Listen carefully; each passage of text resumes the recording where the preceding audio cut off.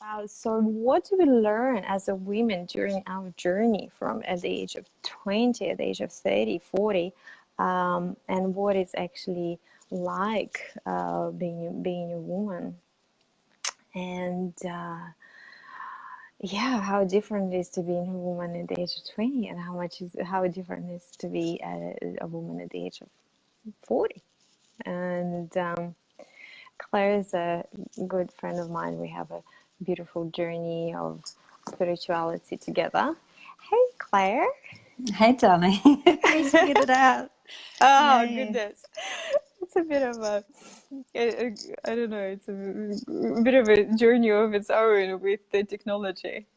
It is, isn't it? I think it's made me go all red. I'm more red than I thought. You look fine. You look fine. I'm just here outside.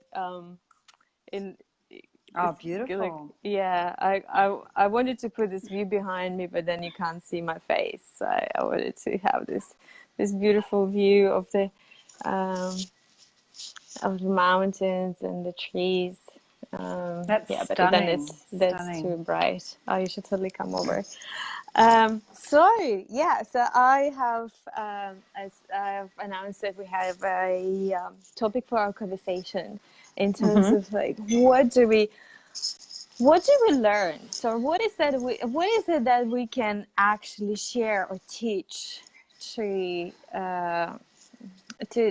other people, or mostly to women, I guess, because we just had a chat beforehand about we learn as human beings, but dropping deeper and deeper into womanhood with age is just uncovers so much. And it's like it's magic of its own. Absolutely. So share a bit of your story. Okay, so just before we got online, Anastasia and I were chatting, and we're sort of like, so we've learned so much as people. Do we come from learning as people or learning as women? And we both came to the conclusion that to share as a woman is so powerful because, sure, we're all human beings, and I understand that we all have a balance of the masculine and feminine. Yet there's no denying that being within a female body and having this incredible journey of woman is, as you said, a journey that just gets deeper and deeper with age. And who I was when I was 20 and how I responded to myself and to men is so much different to who I am now. And I'm really loving, the journey of dropping into myself more and more, and the self-love that is there. So, I'm excited to keep sharing and see what bubbles up for us in this chat.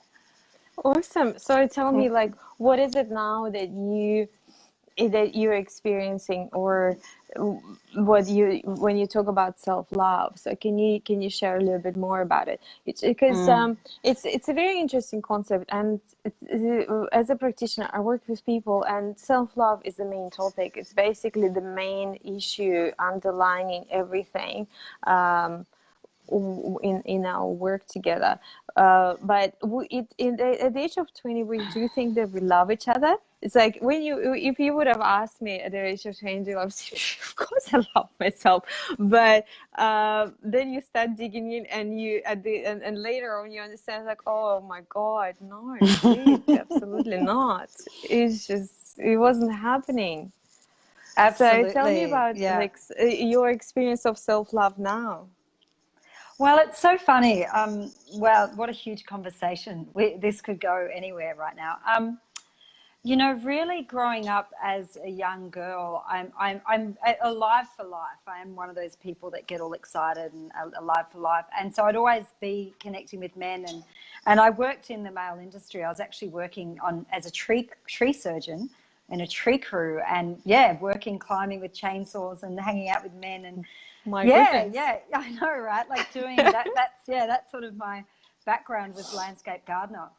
So I had a lot of relating with men in a way that, was mates and boys, and we're talking about this earlier, the equality thing, like we were equal in a particular way, which is a different conversation.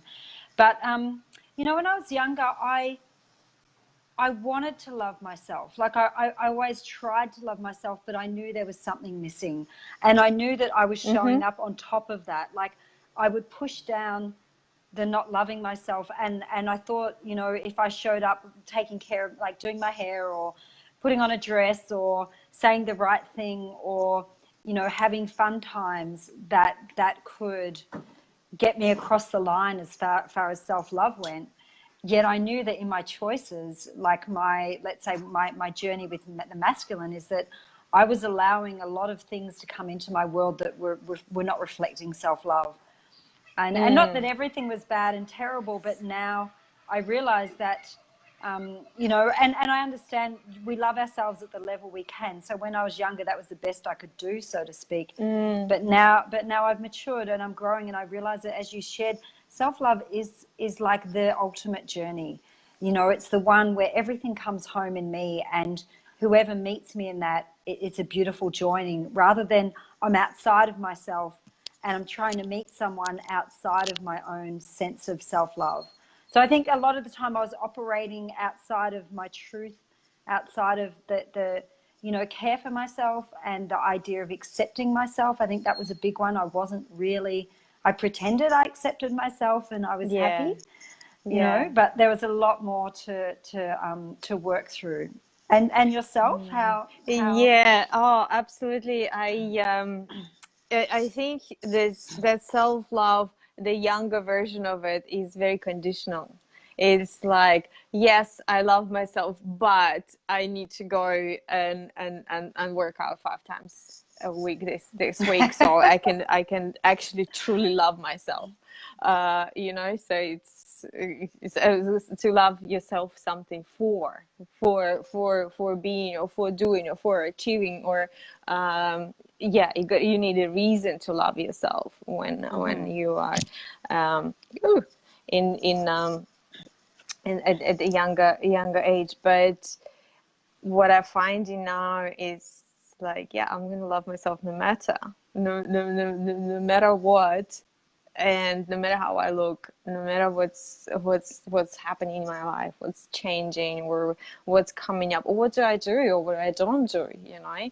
And now I'm quite big right now on the shadow work as well, and the shadow journey, and integrating that parts of us that are not pretty enough, and not smart enough, not good enough, and some terrible parts of us as well, and greedy and fearful and all of that, and integrating and finding the love in that and imperfection. And that's, you know, that's also like the teaching, the name of the group, right? Imperfect teaching, because more and more I'm discovering of like how imperfect we are really, and that's and finding the love in love and imperfections.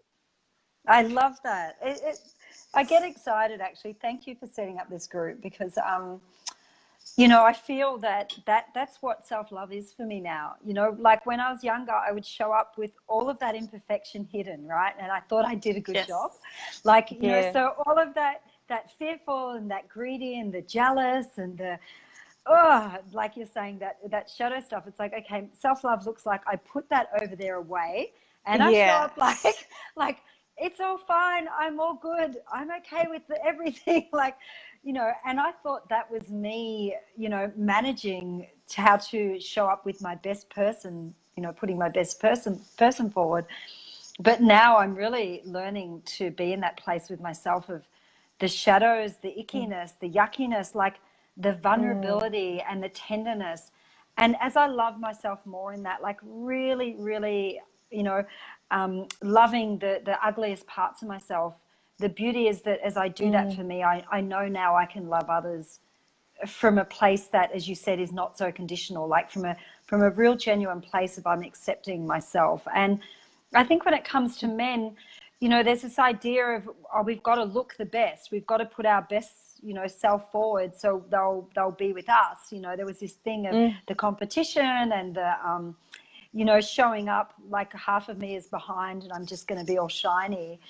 And that only works for so long, right? Until it doesn't work, because yeah, eventually my parts show up, and then it's a bit of a mess. But I think now, yeah, it's the willingness to come as I am, to be vulnerable, to not have to look like I have it all together, to not Yeah. have to answer all the questions, or to not be right, to not always be strong. I think that was a big one for me. I always showed strength, and now I've learnt to not have that masculine strength operating in me, but to drop back into, well, hang on, what am I really feeling? Mm-hmm. And I think as women, as I've dropped into this, I can now invite a man deeper into my being. Like there's something in me as I've Mm-hmm. turned deeper into my being, and I'm like, wow, there's these dark places, but I'm holding the light there.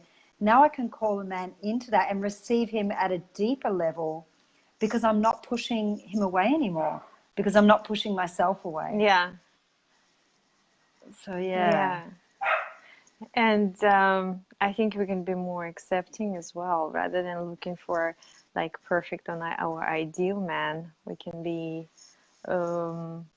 more accepting to their shadow and their not such a perfect sides of it. A day before it, I love the way she describes that how we hide those parts, imperfect parts. It's like, imagine that you're carrying around say grapefruit, so like large fruit, and you're always trying to hide it from people. Like you put it at the back or somewhere in your clothes, like underneath, somewhere here. You're just kind of like trying to hide it, but it's like, it's, first of all, it's always there, and second of all, everyone can see it. You think you're hiding it, and you're doing such a great job, kind of like. No, great. I'm actually really, really, really good. Like with one hand behind your back, So that's what it feels like when you trying to put on something that is not fully you. Yeah, it's like new level of authenticity. And the thing is, age also strips away the like perfection and whatever you want to put on. Put on. The age will kind of eventually will take it all off you, and you go, it's like, cool shit. Yeah, it's humbling, isn't it? It's and Yeah. I think having children too, like I know, after I had my daughter, I had a different relationship with my body. I loved being pregnant. I loved how big everything was and juicy and alive. And I just sort of had this appreciation for how amazing this physical body is. And I think I Yes. came out of that accepting, like you said, the authenticity of life, accepting and loving that okay, once that's occurred, there's a different relationship with my body, and I wasn't trying to get back to where I was before in a harsh way. Like sure, I wanted to take care of myself and things like that, but I think as I've grown, and one of the most beautiful things about aging I love is I'm not doing it alone. Like, it would be horrific if I was the only one aging and all my friends were saying, like, so I sort of, we look at each other and we're like, yep, we're still alive. That's a good thing. But, we're all doing it together. And, I think you're right. Like, it does strip away the constant battle with having to look a particular way and show up like this. And the truth is, when my daughter's father was a very, very, very attractive man. Like, he was like the man all the women were like, and I was a bit like, I don't know how I ended up here, but I'm happy. Yeah, he was super good looking, like probably still to this day one of the most good looking men I've ever seen. But the funny thing was, I got that lesson early on in life. The person that was in there wasn't like the outside vision, and I really got to see that that I can't be deluded by how someone looks, because attractiveness to me is when someone's attractive, they're attracting. There's an energy, there's a yes to life, there's a wow, and it doesn't matter now what they look like. And I think that's a really beautiful opening you know, that it no longer has to look this way, or I have to look this way. Like, I'm really trusting the energy draws people together, and we're like, wow, I'm really interested in who's inside, you know. And I think that's a beautiful thing, yeah, of maturing. And, you know, as far as the body goes too, I think that as women, it's taken me longer to really feel my body like I do now. Like when I was younger, you know, the orgasms were sort of just you know, like the friction based pushing a button, okay, it's all on, you know. And now, since like stepping into the world of tantra, it's like, oh my god, like the energy fields we expand to, they have no age in them, and I love that. Yes, that's the beauty of tantra, isn't it? Like, energy is like endless, and it doesn't matter who with or by yourself. It's just it's enormous, and the main thing is also the dependency on someone else to bring you to that beautiful place, in the space of this orgasmicness. It goes away. You're not dependent on a man anymore, on anyone else, because you know how to get there by yourself, and it's the beauty is inside of you, the juice is inside of you. I think that was kind of main one for me, like big in tantra, in energy work. Absolutely. And also I guess the biggest one that I'm coming to now is compassion for myself, compassion for who I am, who I've been, what I've done, what I've experienced, what I can or cannot do. And just with compassion comes forgiveness. And I find it so important, because one of my, and that only emerged like a few years ago. All my life I lived with this huge critic and judge overlooking everything that is happening, and all the achievements, and all the diplomas, and all the like you know wins, counting wins and losses. And at some point when I just broke down very to the point where it's like, okay, no, I didn't win, I lost, I'm a loser. I had to come to the place of compassion. I had to, because otherwise that inner judge would have just beat me up until I'm dead. You know, Absolutely. for losing in the game of money, or achievement, or whatever my idea of success was at the time. So I had to find that humbling way back to my heart, and forgiveness, and loving myself. So yeah. I think that's compassion. It's got a little compassion. I think that's such a beautiful one, Anastasia. I really do. Like, you know, and that's for me is part of self-love. You know, that place of I'm really going to love up the part of me that is the most broken right now. And you know, to be like what you're sharing is so beautiful for me, because I feel it in my way too. Like the moments where I've failed in the world, and I'm not looking like my life wasn't what I thought it would be, or, you know, it wasn't the knight in shining armor and yada yada.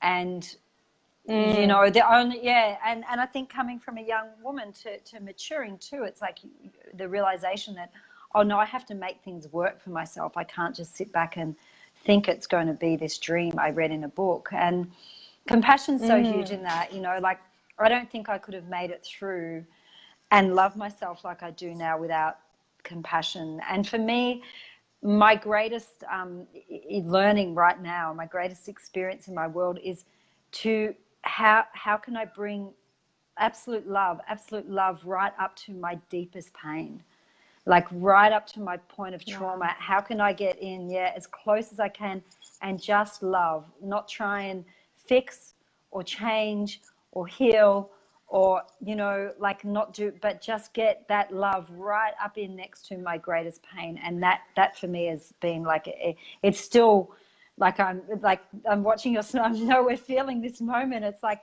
it's still a real learning that I'm touching on, and I love it. It's like, once I get in that close to myself, and everything dissolves, you know, like it's like the light of that hits it, and it's compassion, it's unconditional love, it's absolute acceptance, it's forgiveness, and it's juicy, you know. It's not like this sort of my Christian idea of forgiveness. It's not that. It's this Yeah. juicy, alive, like and the compassion is like laughter. There's laughter in there.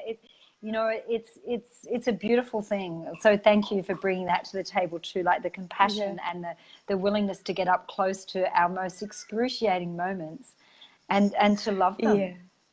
That's a tough one, isn't it? Like I mean, the biggest, I mean, the hardest, and advice that sometimes it still kind of gets me like back off. It's sit with your pain, and I totally understand from You all kidding? points of view that it's that's the thing to do, and that is the healing there. But in the moment when you are in pain, you just go like, back off. I don't want to sit with that.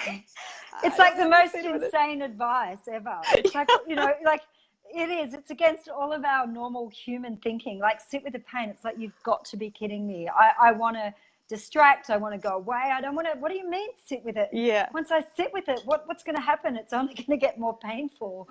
It is like the holy catch, isn't it?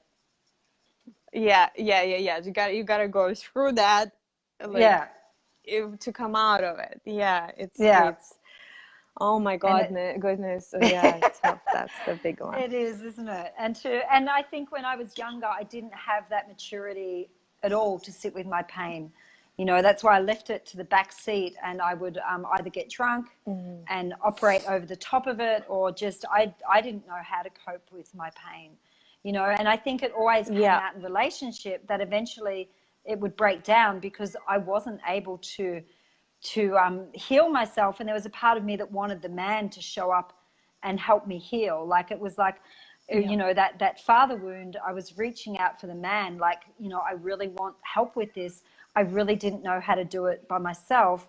And it's a funny dance, because I don't think healing needs to occur alone. Like, I think it does occur and we share healing, but to you know, when I was in my immaturity, I wanted someone to come and save me, the magic pill, the man, you know.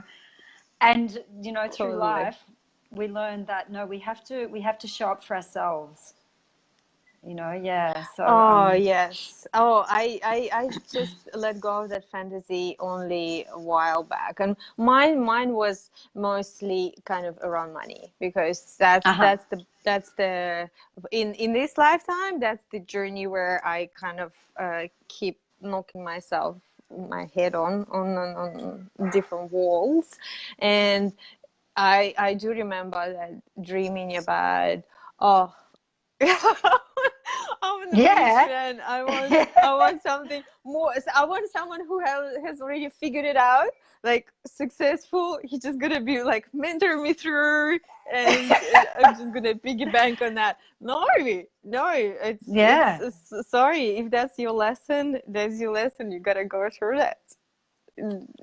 No savers there. No savers. And the thing is, only when, funny now, when you are like in your warrior and your power, that's when you're gonna bring in the warrior as well into your life. Or you're in your queen, you're gonna bring king. But if you're in your victim, you're gonna just bring an abuser.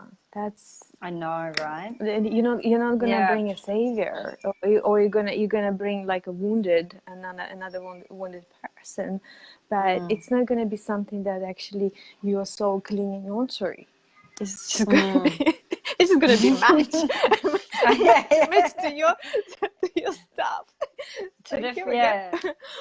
It's so funny, isn't it? And if we knew now what's that saying? If we knew then what we knew now, you know, like that whole hindsight thing. I understand it's a rite of passage, you know, like I couldn't have sped that up. I couldn't have, like, I don't have regret in any of it, you know. It's like, no, it had to be. And yours was money, mine is really the masculine, you know, like being with the victim in me. And you know, I mean, this is probably a deeper conversation, but that my own inner masculine, I really needed to balance my inner feminine and inner masculine, you know, and that's taken a lot of work to like you said, there's no saviors, to let me be my own savior, to really claim my strength in a healthy way. I had a lot of strength, but it was out there in the world and it wasn't healthy inner strength, you know. So I feel like now that's healed in me, you know, like you said, the match calls the match in. So I'm excited for what's to come, really. Yeah. Yeah, it's interesting. It's like when you see it, how it all like unwinding, you know, like this is how it all shows up in your life. You get excited. It's like, okay, I would like to see what else is out there.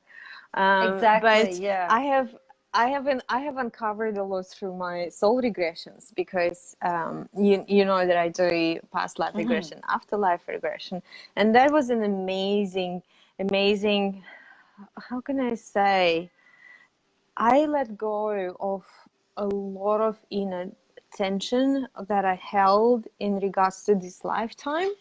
After I did my past life and soul regression, which is life after life. So where do we go after we die? And now my outlook is like, well, if I don't get it in this lifetime, I will have plenty more opportunities to work on it later. Because before I was, it's like this inner intensity in me going. It's like, oh my God, I gotta try everything. I gotta do everything. I gotta succeed at everything. I gotta be everything. Try like and be there and do this and do that. And it's just I have to. Time is running out, and now I'm like.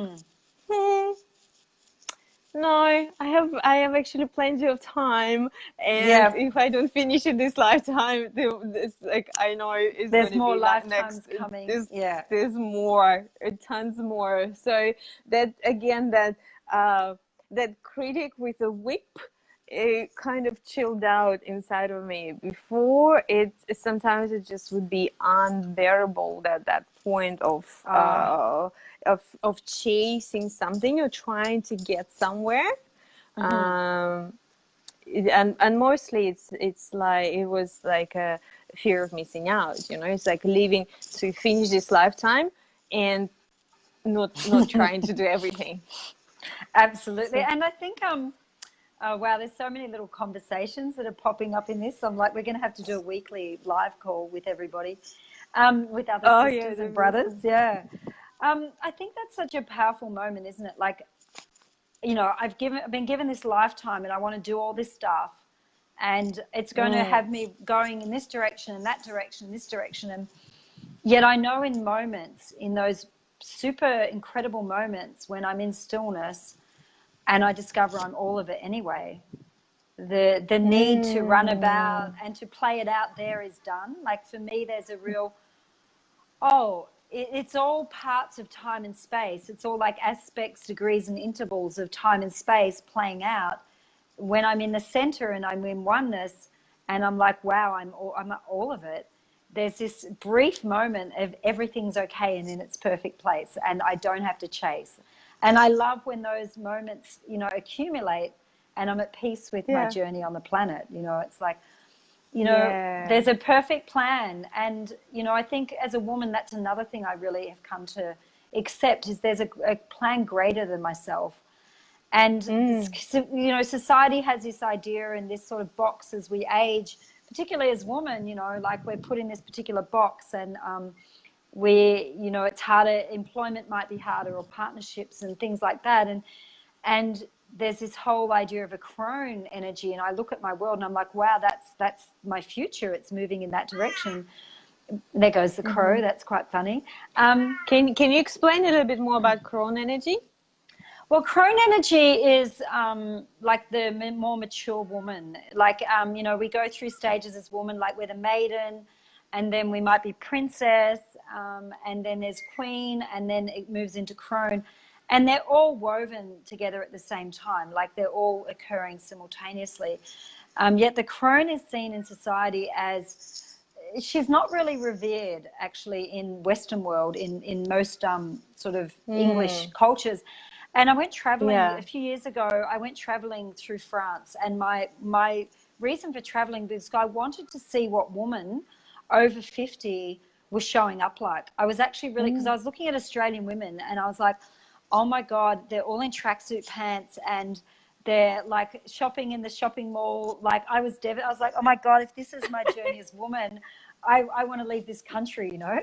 And so I had to so I went to France, and I was fascinated. I would see women jump on the trams with flowers and their hair done and their shoes and they had this self-love that I just was fascinated, Anastasia. I was like, oh my God, these women are really embracing maturing.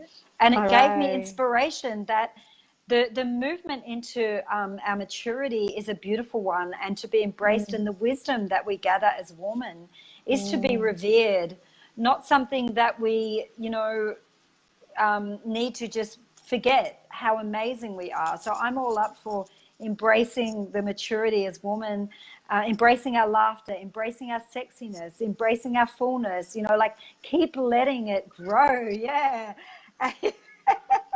Oh, you got me excited. I got me excited about 50s. I'm like, yeah.